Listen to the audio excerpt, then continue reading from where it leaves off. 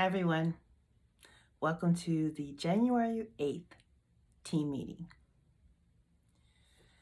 I hope your week is going well, considering the coup attempt and everything else that's happening. And yes, I'm putting it out there that it was a coup attempt.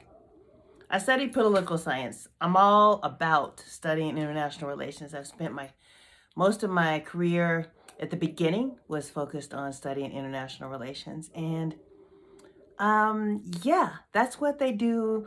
And we judge them for years in Latin America and Africa. Idi Amin, Augusto Pinochet, all these people, these leaders who were authoritarian, who decided that they wanted to seize power in ways that were illegal. And so they tried it. Sometimes they were successful.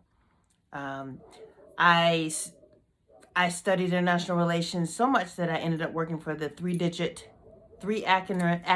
agency in the Washington, D.C. area that studies the world, not studies, monitors the world. And so I have not, that's still in me. I don't work for them anymore, but that's still in me. The desire and the interest in following international relations and following what's happening in other countries, it's still there. It will never go away.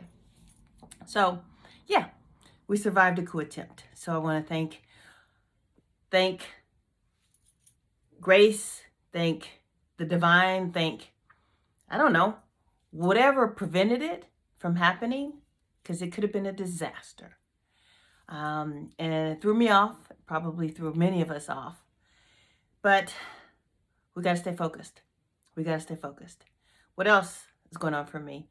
I've been on a quest to ride 1,000 rides on my Peloton bike, and I've been failing absolutely miserably. Miserably, I've been failing. I mean, January 1, I was supposed to be at 1,000. By January 1, I was probably at 900 something, but that still meant I needed over 100 rides by the 1st of January to achieve this goal. That's absolute torture for a person who's an overachiever.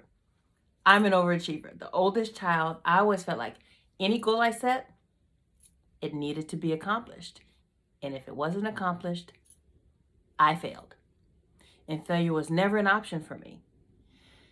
I set goals that were so high and for my entire life that I've burned out trying to achieve those things, tortured myself trying to achieve those things.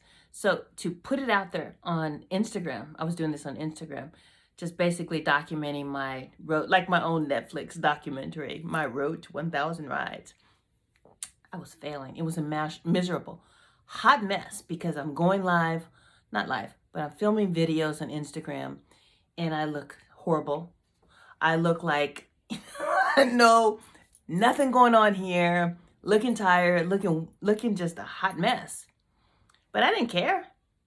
I still don't. I mean, obviously, I'm being transparent and vulnerable. So sometimes I'll go on live and I'll film a video and I won't look like I would if I was trying to bring it. But I don't care. So during this ride to 1,000, it's been a disaster. But guess what, y'all? I made it there today. I'm at 1,000 rides. Thank you very much. Thank you very much. So today's meeting is about radically accepting yourself. Failures and all, imperfections and all, bad abs, bad bank account, sicknesses, diseases, bad relationships, bad acne, fat this, big that, skinny that, mispronouncing words, doing everything you do that's wrong, radically accepting yourself. Fridays are about self-love. So the thing is, people don't always understand what self-love is, or it's like such a word that people use so much that it just becomes desensitized. But in these meetings, I'm all about making things digestible. So I'm going to keep breaking it down until you can digest it and let it live inside your heart and be real for you. Because loving yourself and radically accepting who you are in this moment is critical to where you need to get, where you need to be. Your illness doesn't define you. Your sickness, your bank account doesn't define you. Your size, your race doesn't define you. Your mistakes don't define you. I wrote a quote in this package that's coming out for Etsy. It's still at the printer. Long story short, they had a COVID outbreak. So now they had to take a break. Now they're coming back to the office. So there was delays. Got to accept it. Accept it. So it's the Etsy store is opening when it opens, right? There are things that are completely beyond my control. Can you hear my neighbor's dog barking? He's a puppy and he just gets so crazy sometimes. It's like almost 8 o'clock at night and he's just going off. Anyway, the Etsy store will open when it opens. But one of the quotes in the package is that I'll kind of free license it just to say a little bit differently. But you can't hate your way to self-improvement. Like, sometimes we decide, okay, I'm going to lose 20 pounds this year, this month, sometimes we say this week. But you can't hate your way to it. You can't hate your way to millionaire status. You can't hate your way to being married. Like, I hate myself until I'm married. I hate myself until I'm a millionaire. I hate myself until my business is thriving. It chokes me up, the idea that people do this. It chokes me up because I used to do it. I used to think I'm unacceptable until I achieve these goals that I decide are absolutely game changers and reasons why people should see that I'm enough. Marriage was one, having a career and a lifestyle that showed that, oh, okay, she's successful. Having a body, skinnier body, because I spent a lot of my life hating my body because I didn't feel like I was big enough or small enough, especially the backside, right? I'm not going to give up and show you. If you've seen me in person, you know. But just know, it's big back there. And I have tried to hide it for most of my life until it became popular. It became popular right around the time when I decided to accept it. Irony. I call that irony. But I'm looking at things I want to say today. But, okay, another point I want to make was this whole radically accepting yourself means boundaries, y'all. You got to set boundaries. Because, learn from me. I spent a lot of my life deciding that other people's pain, other people's life experiences, other people's desires, whether it was people I loved or people I wanted to be in relationships with or friendships sometimes, I decided their lives were more important than mine. What did that look like? That looked like me not voicing when I was in pain, but always listening to their pain. Me not saying, no, I can't do that for you physically, mentally, spiritually, financially.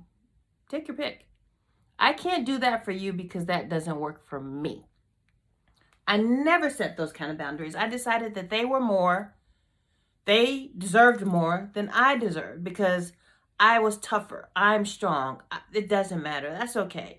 It's like the person who, when you ask them what they want to eat, they're like, it's okay, whatever you want. It's okay, whatever you want. Where you want to see at the movies, it's okay, whatever you want. You should say what you want. You deserve to voice your opinion and say what you like. But if you decide that they're more important and you don't want to say something for fear that they disagree, you don't want to risk a disagreement on what movie you want to see, what food you want to eat, what house you want to buy together. Oh no, whatever house we get together, it's fine. It's fine. It's fine. I'll deal. No, you don't have to deal. Instead, you get to say what makes you happy and what you like. Get off the sidelines. Get in the game. Whether it's a friendship, a relationship, or with your child, as moms do this big time. I'm learning it. I'm a new mom. And quite frankly, I could probably decide that, okay, Tara, there's not enough time for you to exercise, so you can't exercise today.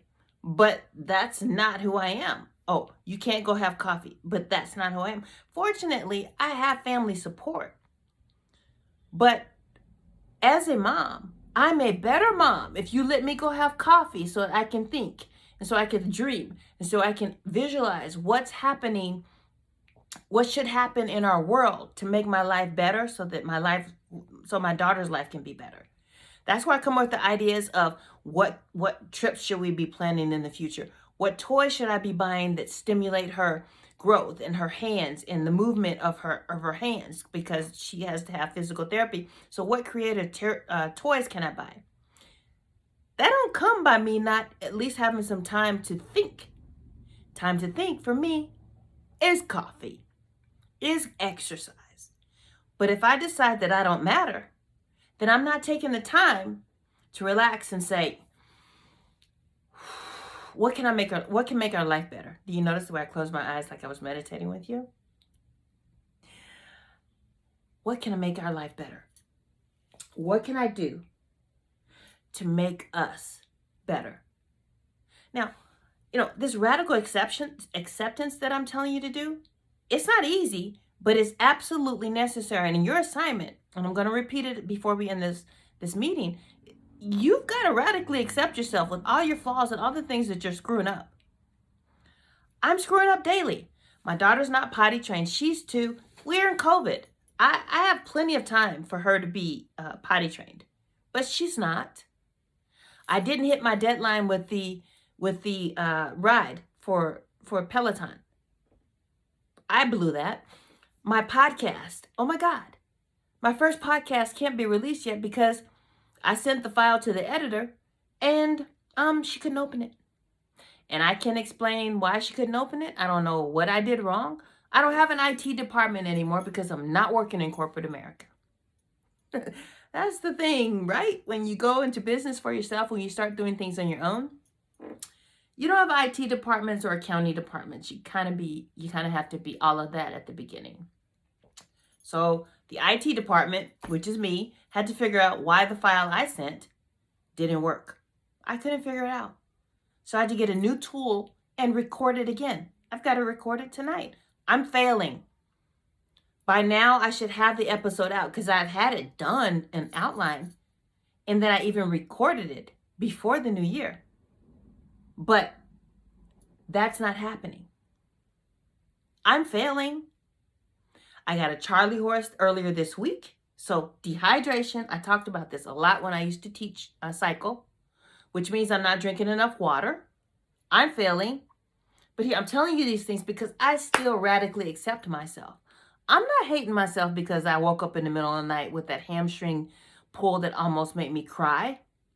Maybe I did cry. I don't know. Did I cry?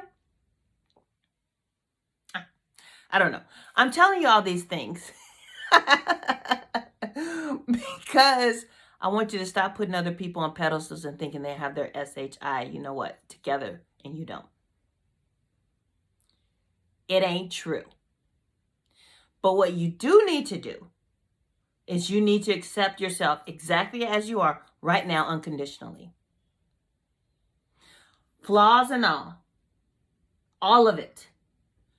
Me, I accept myself. I know full well I'm on this quest to get to 1,000 rides. I'm using up a lot of energy and I'm sweating and I'm probably going to get dehydrated. Why didn't I drink more water?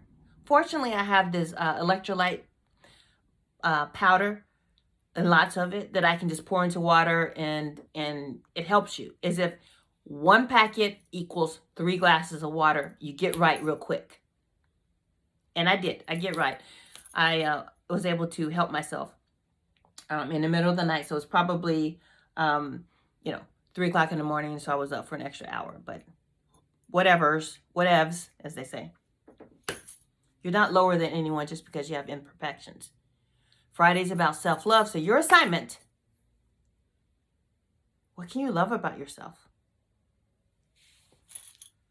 What can you love about yourself? I love my life. With all those imperfections I just told you, I'm laughing at myself. I don't care. Yeah, we'll get her potty trained. My daughter is awesome. She's super smart. We're gonna get it done. In the next couple months, we'll get it done. She'll be potty trained. I'm not on someone else's schedule. If that was the case, that would be me still going back to what I used to be. What are you going to accept about yourself? That's today's assignment, guys. What do you accept?